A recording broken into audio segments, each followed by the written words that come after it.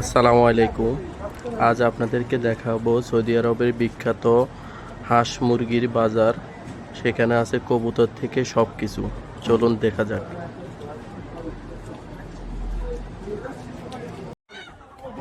দেখুন, এখানে আছে ব্রয়লার মুরগি থেকে শুরু করে অনেক বড় বড় মুরগি। দেখুন,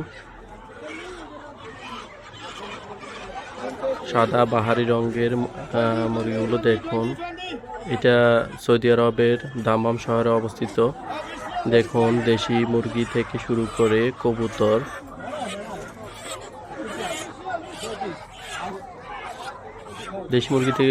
কবুতর, এবং ডিম এই বাজারে পাওয়া যায়।